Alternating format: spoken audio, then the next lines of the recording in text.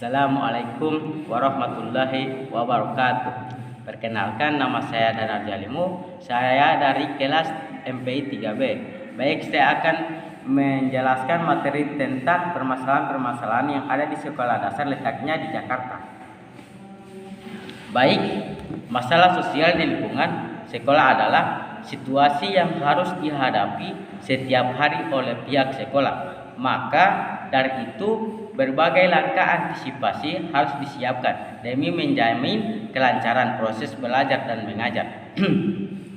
Beberapa contoh masalah sosial yang sering terjadi di sekolah, khususnya di sekolah dasar atau SD. Di antaranya bolos, bolos pelajaran atau bahkan tidak masuk tanpa keterangan sangat mungkin terjadi. Masalah sosial di lingkungan sekolah ini kemungkinan terjadi karena peserta didik masih kurang memahami pentingnya belajar bagi kehidupannya kelak. Ia masih belum sadar bahwa mendapatkan materi formal maupun non formal adalah bekal bagi masa depannya. Untuk mengatasi kondisi tersebut, sekolah harus mengambil tindakan berupa teguran mulai dari paling ringan hingga berat. Bila teguran tidak membuahkan hasil, maka tindakan berikutnya adalah pemberian sanksi. Di sisi lain, tindakan pencegahan seperti bimbingan kepada siswa akan dilakukan demi menjaga minatnya. Terhadap pelajaran di sekolah. Di antaranya juga sulit bergaul atau berteman. Anak sulit atau bahkan tak mau bergaul bukanlah sesuatu yang perlu dikhawatirkan secara berlebihan. Meski demikian, orang tua tetap perlu mengambil tindakan untuk mengatasi hal tersebut agar bisa mengetahui apa yang menyebabkan mereka seperti itu. Menurut psikologi anak Fabiola Priscilla Setiawan MPSI, pada umumnya keengganan si kecil untuk bergaul dengan teman-temannya dapat disebabkan oleh beragam faktor.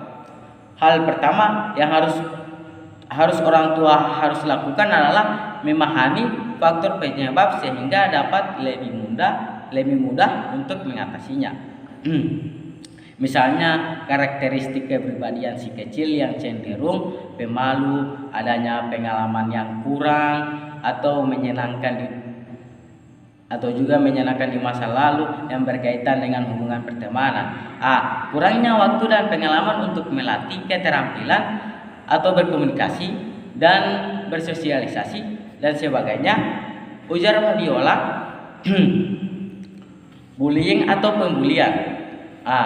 Bullying ini yang saat ini kerap menjadi masalah sosial di lingkungan sekolah. Penyebabnya adalah dua kondisi, ada anak yang merasa lebih hebat dan superior, serta ada anak yang memang tidak banyak melawan sehingga ia tidak berdaya. Alhasil salah satu anak akan jadi pihak pembuli dan dibuli. Demikian pada dasarnya bully tersebut tidak dibenarkan dalam situasi dan kondisi apapun. Tindakan ini termasuk kekerasan yang bisa berakibat buruk pada kehidupan anak-anak selanjutnya.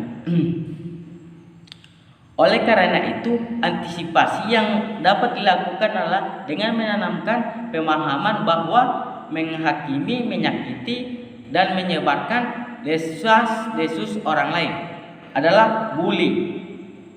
Di sisi lain, setiap anak ditanamkan sifat berdaya sehingga ia bisa menolong dirinya sendiri ketika dibully maupun untuk orang lain. Kemudian ada juga kesulitan belajar. Jangan hanya menuntut agar anak gemilang dalam prestasi tanpa membantu si anak berproses dalam belajar. Itu bisa jadi bahaya.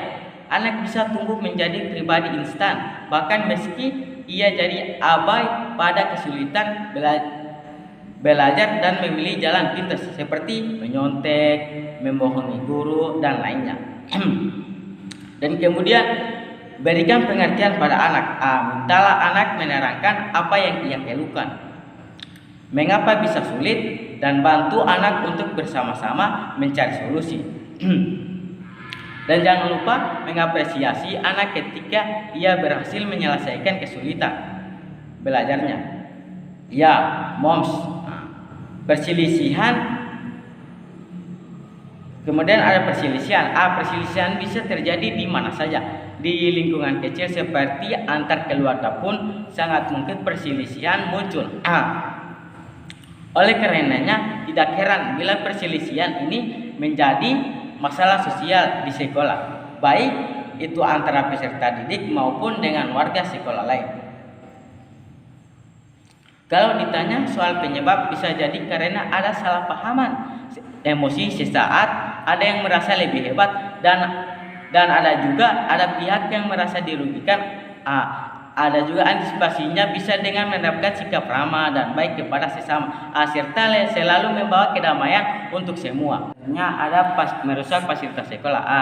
Biasanya fasilitas rusak bisa menjadi masalah sosial di lingkungan sekolah yang diakibatkan kecerobohan atau bahkan ketidaksengajaan. Contoh, bila hal tersebut disebabkan oleh kecerobohan adalah rusaknya alat praktik karena siswa belum paham dengan cara penggunaannya,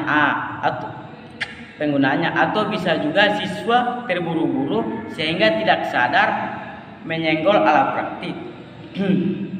Akan tetapi ada kemungkinan kerusakan fasilitas sekolah didasarkan oleh kesengajaan, misalnya meja dan bangku yang digunakan untuk bermain, dan ada juga dicoret-coret dan lain sebagainya. Maka tindakan yang akan dilakukan adalah teguran kepada siswa. Kemudian tindakan akan dilanjutkan dengan edukasi bahwa fasilitas sekolah adalah milik bersama sehingga harus dijaga dengan baik. Itulah beberapa contoh permasalahan sosial yang sering terjadi di lingkungan sekolah, terutama di sekolah dasar. Untuk itu warga sekolah, khususnya pendidik dan tenaga kependidikan, harus selalu berusaha untuk meminimalisir timbulnya masalah dengan melakukan tindakan pencegahan yang sesuai dengan prosedur sekolah atau lembaga. Syukron kasiron al istimamikum. Wassalamualaikum warahmatullahi wabarakatuh.